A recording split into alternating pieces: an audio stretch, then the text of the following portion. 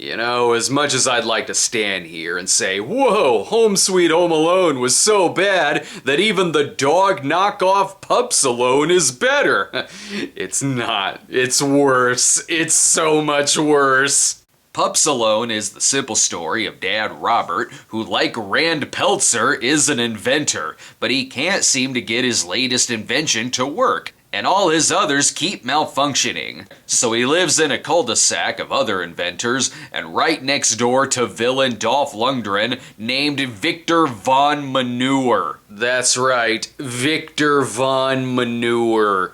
They all go to a work retreat headed by CEO Bill, played by Eric Roberts, and while they're gone, Victor Von Manure gets two bumbling crooks to steal the invention from Robert. If you think that's complicated, it's even more complicated than it seems for a movie that ends with an exploding toilet. This should only be 90 minutes, but it's stretched to an hour and 46 by these random-ass coloring book exposition scenes that quickly dump so much information on you that even I was giving the confused dog face. You'll be watching this movie about talking dogs, and then it'll stop dead to say things like, Victor is competitive, so he rigged a toilet to blow up on his competitor, which soaked him and made CEO Bill mad, who then fired him and replaced him with Victor. Now let's talk about garbage dog Oliver, who is the only one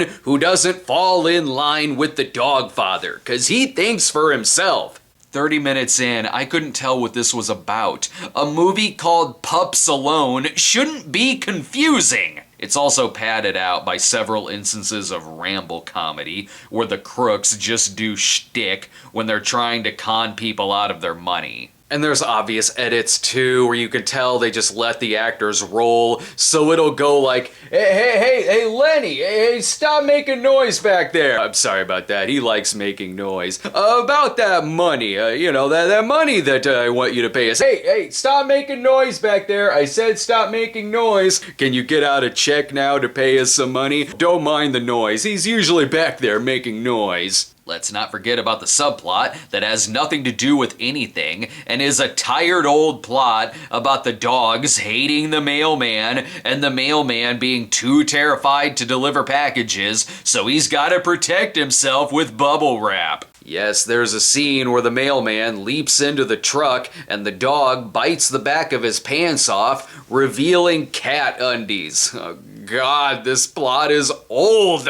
Yeah, we do hear the dog's thoughts in the movie, and while I'd like to say there's no reason the dogs are talking, especially when one of the first lines is Dog Charlie, voiced by Jerry O'Connell, saying, "Ay, get a grip!"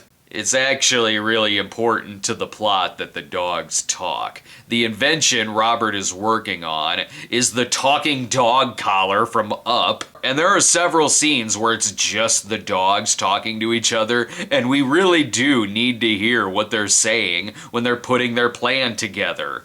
And why do they even need this invention when they should be rich already? The opening scene establishes that Charlie can write and mail letters. But with the talking dogs, we get Danny Trejo as the dog father, Rob Schneider as Pedro from Lady and the Tramp, and Malcolm McDowell as garbage-loving Eddie from Frasier.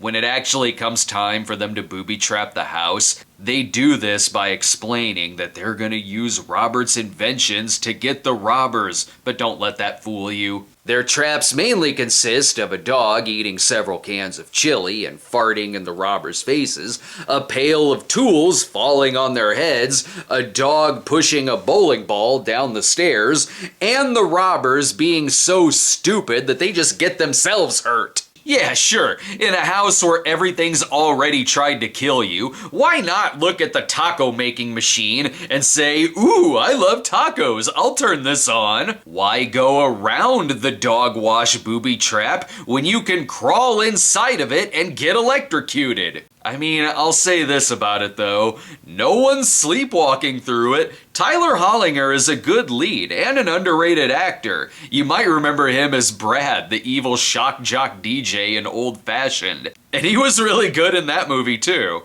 Dolph Lundgren is going way over the top and seems to be having a lot of fun in this role. And there's no shortage of ways they make him evil, from putting a gun to a dog's head to getting all handsy and gropey with the neighbors. But the one totally keeping it real is Eric Roberts, who at one point opens a door, looks at the camera, and says, "This is so stupid," and then closes it and backs away. In the next scene, he's talking to Robert, which ends with Eric Roberts saying, "Welp, let's get drunk."